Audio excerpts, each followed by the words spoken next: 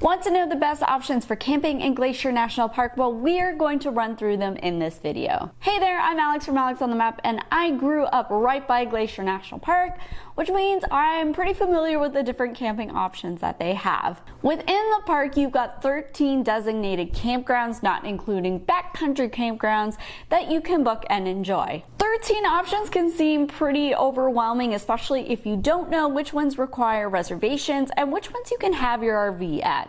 Plus, because the park is so big, you have to break it down by area and which area those campgrounds are in. Because there are so many different options, we're not going to run through every single campsite, which is why I highly recommend that you check out my blog post on that topic in the link below. That way you can see if your chosen campground requires those reservations that you need and whether you'll be heading there in a first come first served basis. So first and foremost, let's start with the west side of the park, which is where the majority of the campsites are located. Real quick, I'm just going to go over all the campgrounds on this side of the park. Your options are the Fish Creek Campgrounds, Brog Creek Campground, Avalanche Campground, Apgar Campground, Quartz Creek Campground, and the Logging Creek Campground. Most of these do require reservations because this is such a popular area of the park. And most of them can be booked within that May through September period when the park is fully functional. Fees vary from $10 to $23 depending on where you're booking your site. All of them allow pets, but only some of them have toilets with running water, so just keeping that in mind. I'm going to go over the top 3 campgrounds you're going to experience on the west side of the park.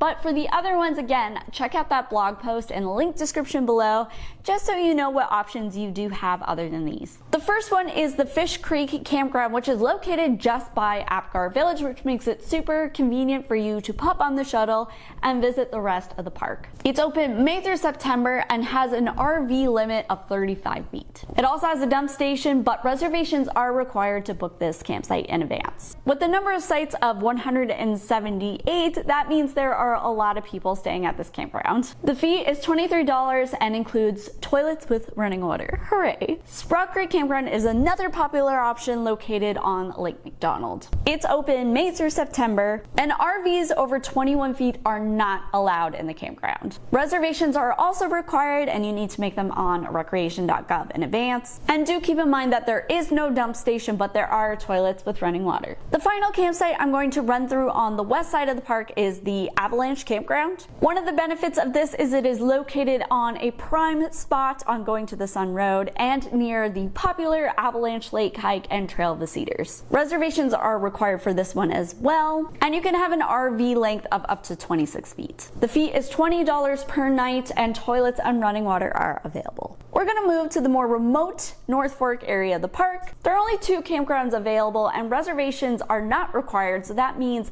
that these fill up fast on a first come first served basis. Keep in mind that getting to these requires probably a 4-wheel drive because the roads are pretty bumpy, so you definitely don't want an RV over 21 feet. The campgrounds don't allow it, and that just makes it way easier to get to the campsite in general. Also know that because this is more remote, there are not toilets with running water. Bowman Lake Campground is one of the main campgrounds in this area. The views are really incredible, and if you want to get some peace and quiet away from the crowds, this is the place to do so. It's also one of the cheaper campgrounds in the park at $15 per night, but no restrooms and RVs over 21 feet long. Similarly, the smaller Kintla Lake Campground only has 13 sites, but it again has the same fees as the Bowman Lake Campground, which is $15 per night. Also no toilets and running water, and RVs over 21 feet long. Finally, we're gonna head over to the east side of the park. And if you're planning on doing a lot of hikes in the park, this is the best place to camp because it gives you access to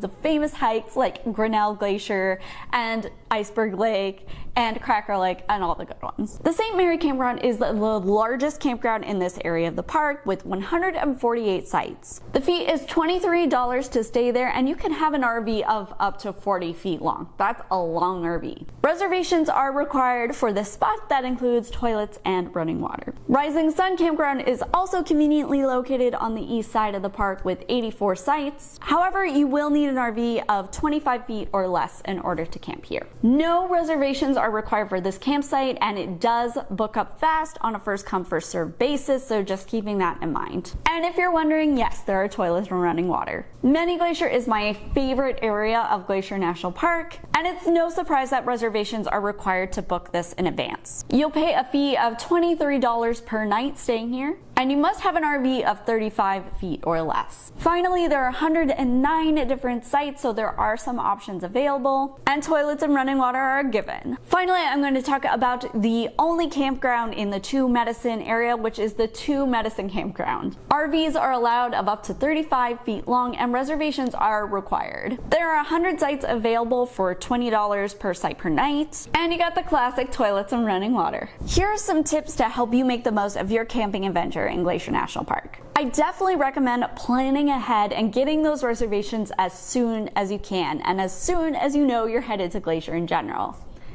If you are planning on camping, some of those prime spots that require reservations can go like that. If you are planning on doing a first come first served campground, then you're going to want to get up very early in the day in order to secure that. You're also going to want to be prepared for changing weather conditions because things change so quickly in the park. You could have a beautiful morning and then rainstorms in the afternoon, and you don't know what you're gonna get. That's why being prepared with your packing list and making sure you have the right items with you when you are camping can go a long way to making your experience a lot more pleasurable. I have a video about what to pack for Glacier National Park that you might want to check out, especially if you are planning on spending the majority of your time camping and outdoors. Glacier National Park is bear country. That means you also need to know how to store your items when you are camping to make sure that they don't come in and try to take them and eat them. Campgrounds at Glacier usually have a bear-proof storage container where you can put your items in, and trash cans as well that lock so bears can't get into them. If you are deep in bear country, say in the North Fork or more remote areas, it might be a good idea to carry some bear spray with you while you are even in your campsite,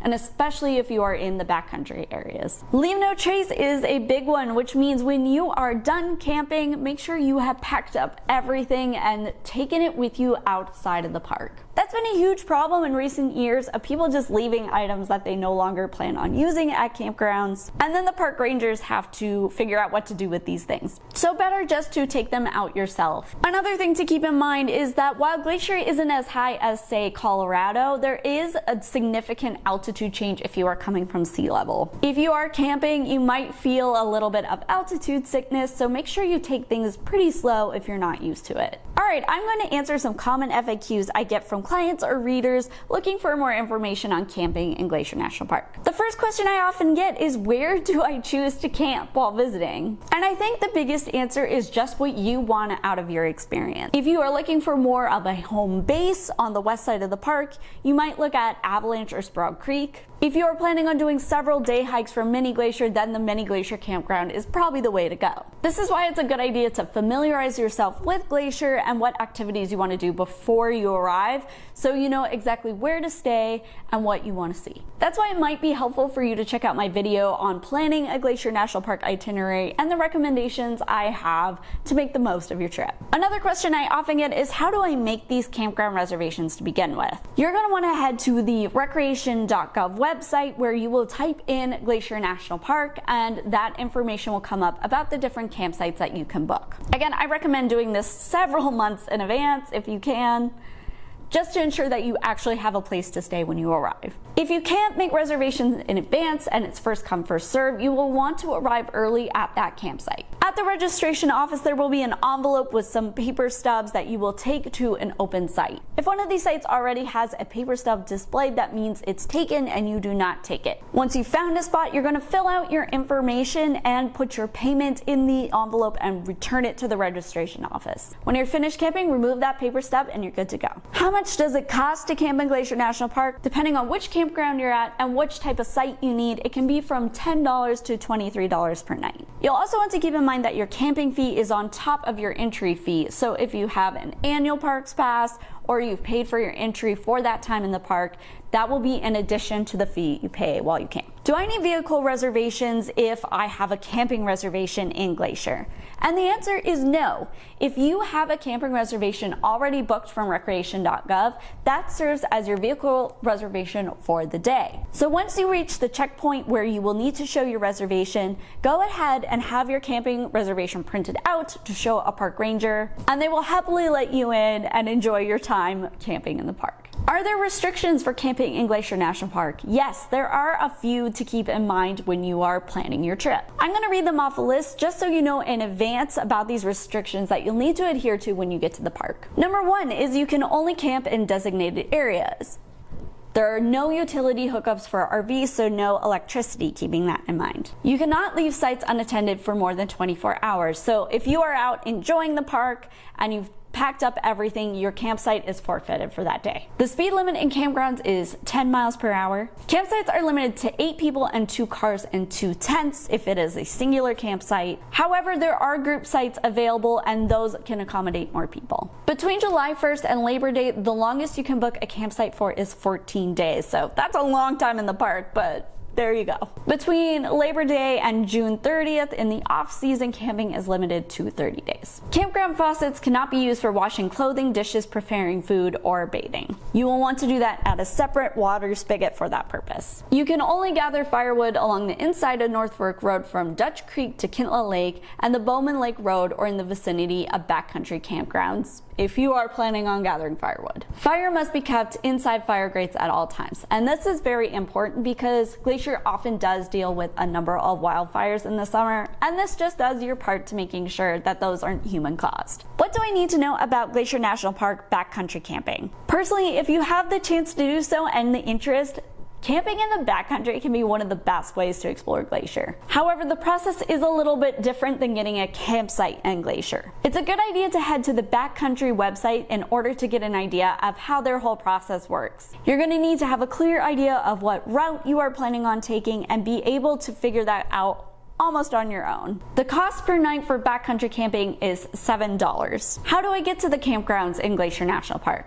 Well, if you're not doing backcountry camping, all should be accessible by car. If you are planning on doing some backcountry camping, then the Glacier National Park shuttle is a great way to get around, and then that way you don't have to worry about parking your car and finding it later after your adventure. What should I know about camping with bears? While it's not super common to run into a bear at your campsite, it's always a good idea to be prepared as though you would. Knowing how to store your food and belongings that smell in a bear locker is a huge component, as I mentioned earlier, and making sure your car is locked if items are in there is very important. Glacier provides these lockers for you, and do keep in mind that if any food is found outside your vehicle or these lockers, you may be charged a fee of $75. What should I know about checking in and checking out at Glacier National Park campgrounds? You can check in at any time in the morning in Glacier National Park, though your campsite might not be ready for you, so you'll need to check back in the afternoon if that's the case. Now, do keep in mind that checkout for all campgrounds is at 12 p.m. Mountain Time. And if you are doing first come, first serve and you would like to stay another night, you need to complete the entire registration process all over again for that other night. Are there quiet hours in Glacier National Park? Yes, in all campgrounds it is required that you are quiet from 10 p.m. to 6 a.m. the next day. Can I use a generator at some sites in Glacier National Park? Because there are no RV hookups, you can use a generator at certain campgrounds, but not at others. You're also only allowed to use them during certain hours. I'm gonna read this out loud real quick just so you have an idea. For campgrounds that do allow generators, you can use them between 8 a.m. until 10 a.m., 12 p.m. until 2 p.m., 5 p.m. until 7 p.m. If you are planning on using a generator, these are the sites that you're not going to be able to use them at certain campgrounds. Generators are not allowed at Fish Creek, on the Sea Loop, Rising Sun sites 49 through 84, Cut Bank Campground, all sites, St. Mary, the A Loop, Mini Glacier sites 48 through 59, 71, and 88 through 102. Sprague Creek, all sites, and Two Medicine 1 through 36. Can I bring my pet with me while I camp in Glacier National Park? And the answer is yes. Pets are allowed at all campgrounds, but you will want to keep in mind that unless they are a service animal, they are not allowed on the trails. They are also required to be on a 6-foot leash in all designated areas. And of course, pick up after your pooch. I hope this has been helpful for you when deciding which places you want to camp in Glacier National Park. If you have any questions, let me know in the comments, and you're going to want to hit that subscribe button and the bell notification for more information on Glacier and our national parks.